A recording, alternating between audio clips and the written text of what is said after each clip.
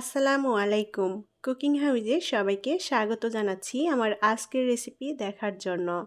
আজ আপনাদের জন্য নিয়ে এসেছি জিভে জল আনা আলু কাবলি।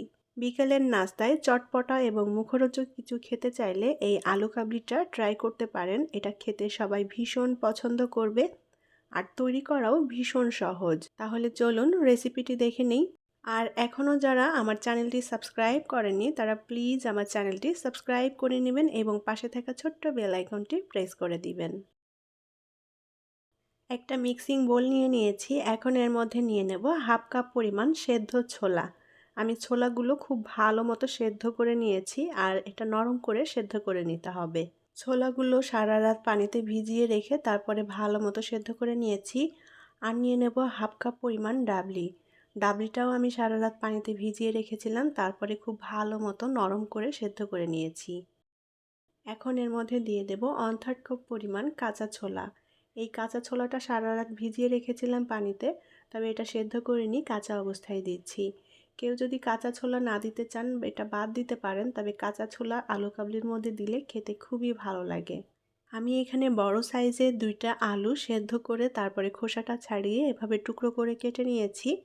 আলুর টুকরোটা একটু বড় বড় করেছি, এটা আপনাদের পছন্দ মতো করে কেটে নিতে পারেন। আমি এখানে বড় সাইজের 2টা আলু দিয়েছি। আলুর পরিমাণটা এখানে একটু বেশি হবে, যেহেতু আলু কাবলি বানাচ্ছি তাই আলুর পরিমাণটা বেশি দিলে খেতে ভালো লাগবে। এখন এর মধ্যে দিয়ে দেব বড় সাইজের একটা শসা কুচি আর মিডিয়াম সাইজের 2টা টমেটো কুচি। শসাটা আমি খোসা সহ কুচি করে নিয়েছি, শসাটা অনেক কচি ছিল যার কারণে খোসা সহ কুচি করে নিয়েছি। আর টমেটোগুলোও আমি এরকম পাতলা ছোট টুকরো করে কেটে নিয়েছি। শসা টমেটোর পরিমাণ আন্দাজ মতো করে দিয়ে দিতে হবে।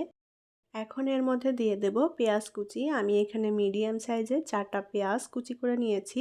পেঁয়াজটা একটু মোটা মোটা করে কেটে নিয়েছি। আলু কাবলির মধ্যে পেঁয়াজটা একটু মোটা করে কেটে নিলে খেতে ভালো লাগবে। আর পেঁয়াজটাও একটু বেশি দিয়েছি, পেঁয়াজটা বেশি দিলেও খেতে ভালো লাগবে। তবে এখানে আপনাদের পছন্দ মতো পেঁয়াজ কুচিটা অ্যাড করতে পারেন, যার যতটা খেতে ভালো লাগে।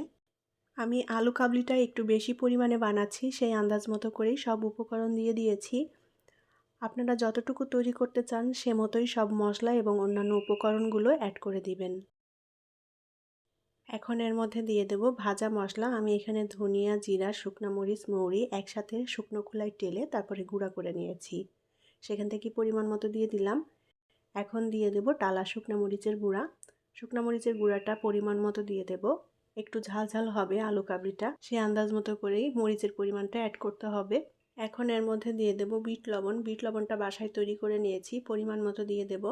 এখানে চাইলে রেগুলার লবণটা ব্যবহার করতে পারেন, আমি এখানে রেগুলার লবণটা দিচ্ছি না, শুধু বিট লবণ দিয়েই তৈরি করে নেব।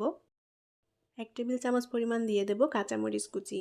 যেহেতু আলু কাবলিটা একটু ঝাল ঝাল তৈরি করব তাই কাঁচামরিচ এবং শুকনো মরিচ দুটোই এখানে ব্যবহার করেছি। এখন দিয়ে দেব ধনিয়া পাতা কুচি।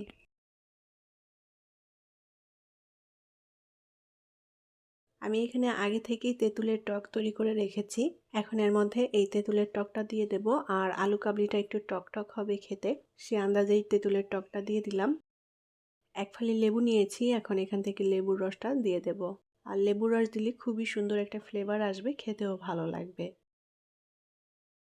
এখন এর মধ্যে দিয়ে দেব 1 টেবিল চামচ মতো সরিষার তেল। সরিষার তেলটা এখানে অপশনাল, কেউ না দিতে চাইলে বাদ দিতে পারেন, তবে দিলে খেতে ভালো লাগবে। সরিষার তেলের পরিবর্তে এখানে অলিভ অয়েল ব্যবহার করা যাবে। এখন চামচ দিয়ে সব কিছু ভালোভাবে একসাথে মিশিয়ে নেব। খুব ভালো মতো মিশিয়ে নিতে হবে যেন সমস্ত মশলা একসাথে মিশে যায়। বিকালের নাস্তায় চটপটা মুখরোচক কিছু খেতে চাইলে ঝটপট করে এই আলু কাবলিটা তৈরি করে নিতে পারেন।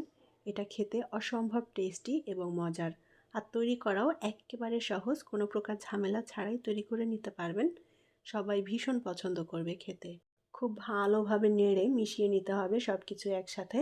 আর এই আলু কাবলি তৈরি করতে বাড়তি কোনো উপকরণও তেমন প্রয়োজন হয় না, ঘরে থাকা উপকরণ দিয়ে খুব সহজেই তৈরি করে নেওয়া যায়। তো আমি চামচ দিয়ে সব কিছু ভালো মতো মিশিয়ে নিয়েছি। আলু কাবলিটা একদম রেডি পরিবেশনের জন্য। তৈরি হয়ে গেল চটপটা মুখরোচক জিভে জল আনা আলু কাবলি।